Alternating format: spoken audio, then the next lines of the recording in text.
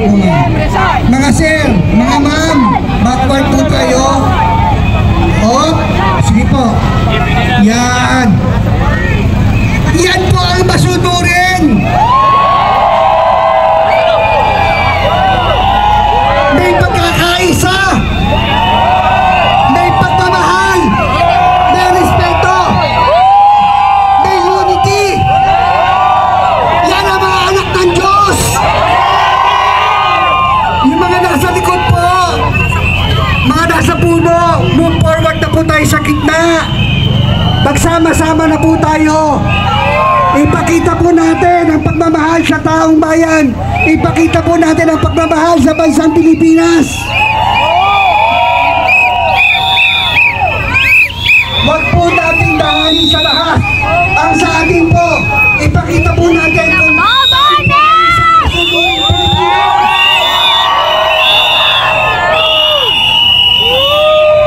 may pagkakaisa po ang KOJC. Ang hinihiling po lang namin, at po ba ang pusod at protect? Protektahan po natin ang mamamayan, hindi po natin abusuhin. Nandiyan po ang Diyos nakatingin sa atin. Darating yung tamang oras na para sa inyo kung paano nyo po ginagawa sa mga taong hindi marunong lumaban.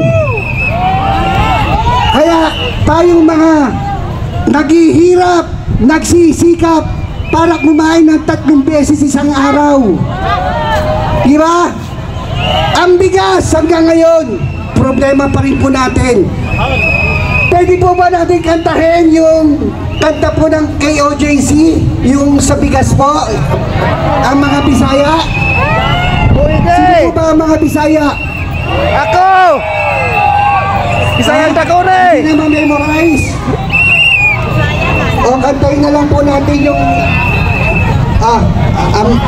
kabisado pa po ma'am, kabisado pa po. Kabisado pa. Sumunod lang po tayo ha, kantahin po natin yung bigas para marinig naman po na mga nasa Malacanang. Kinakain nila puro special rice. Nasa ng 20 bugas. Eto na po, kantahin po natin mga kababayan. Praise the Father! Kantahin po natin! Ang bugas na tag-20, asan na? Ang bugas na tag-20, asan na? Ang bugas na tag-20, ang bugas na tag-20, ang bugas na tag-20, asan na? Ang bugas na tag-20, asan na? Ang bugas na tag-20, asan na? Ang bugas na tag-20, ang bugas na tag-20, ang bugas na tag-20, asan na? Bugas na tag-20, asan na? Ang bugas na tag-20, asan na?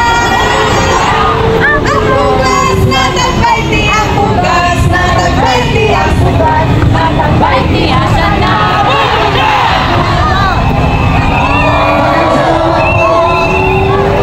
Sa mga Bisaya,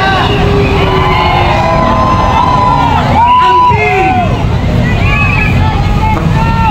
mga kasama, nakita po natin kung ano nangyayari sa bansa natin ito, kung ano kahirapan na nangyayari.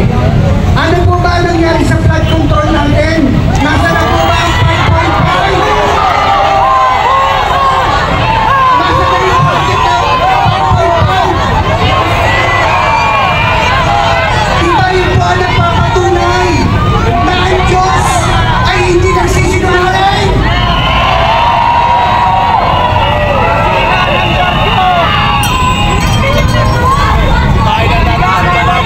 Pinakita po ng Diyos kung ano ang katotohanan.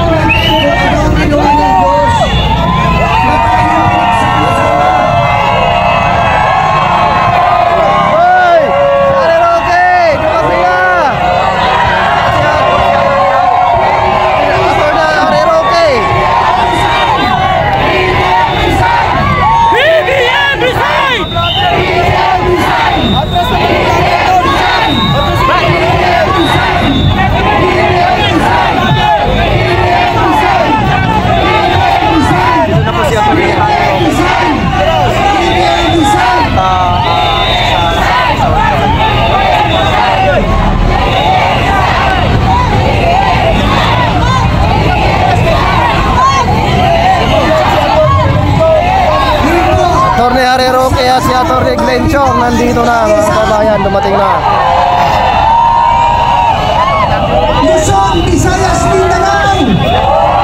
Magsama-sama po tayo. Pakita natin sa taong bayan. Kailangan na. Ngayon na. Taon na.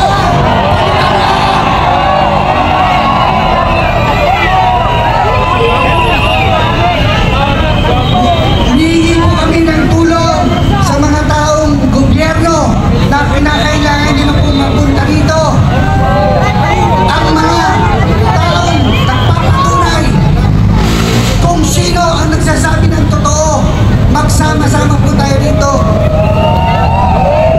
Pakita niyo po sa taong bayan kung sino po kayo na nagmamahal sa taong bayan at sa ating bansa. Paano po natin minahal? Tubig, pagkain, kailangan po natin dito dahil hindi na po kami aalis dito.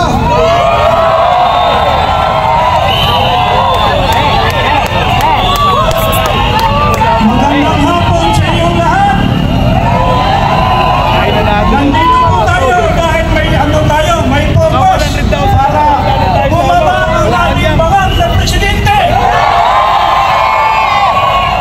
Maganda na po ako, dapat magpahinga na ako sa bahay o doon sa mga mall. Pero naiisip ko ang kinabukasan ng ating mga bata, yung apo ko. Bakit hindi po tayo magkaisa ngayong gabi?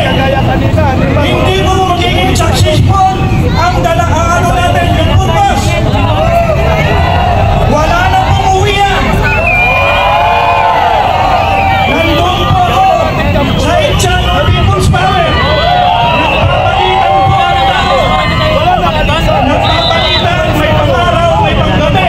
Kung kayong grupo, kayo lang bahala mag-usap-usap kung kailan kayo mag-uod dito sa Liwasang Bonifascio.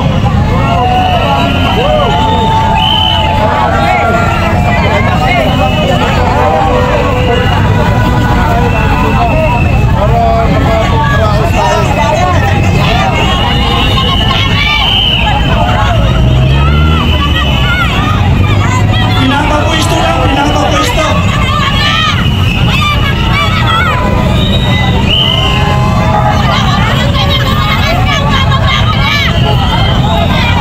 Meron pang parating na limang grupo. Dami nun. May parating pa, may parating. Pwisto lang, dito tayo sa harapan daw. Harap ako doon.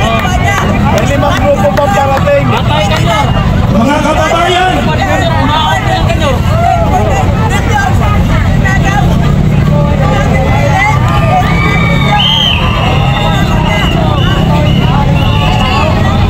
Sino yung nakasombrero?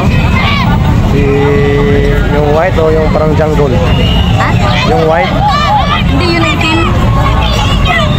Yung katabi ni Kairan. Si Jean. Jean. Jean. Jonathan Morales. JM? Dahil kayo po ay naninindigan para sa Sangguniang Pilipino, mabuhay po kayo. Nandito po tayo dahil nais natin salbahin ang bansa sa kuko ng mga bakal. Ang plano po kami na naninindigan na ang dapat mamuno ng Pilipinas ay dapat nasa tamang pag-iisip. Dahil kapag ikaw ay bakal, kakalat ka rin mo sa gera ang iyong bansa.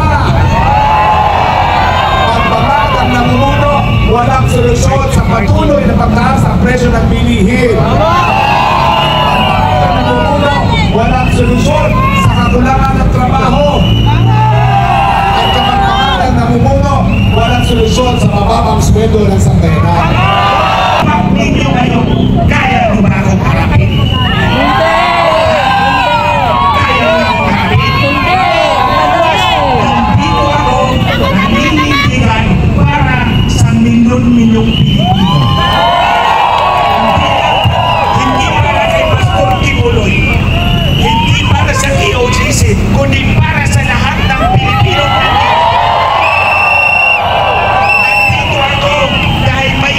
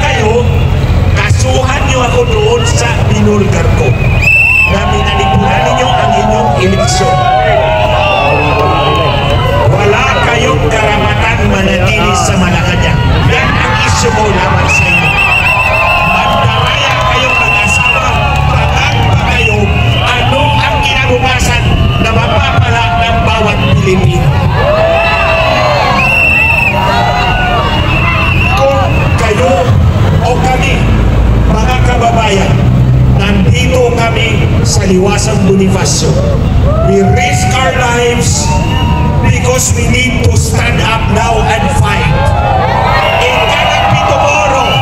It cannot be next week. It cannot be next year. It has to be today. Simulan natin ngayon sa araw na to. Palayasin natin yung mga mananayan, yung mga nasa sa Malacanang. We deserve a better leader. We do not need a drug addict. Diba? Hindi natin kailangan ng drug addict kasi kung drug addict na mauulo, ayan, anong ginawa nila sa KOJC. Diba? So ito, I address this to every Filipino. We are only called to bet on a future. This is our moment.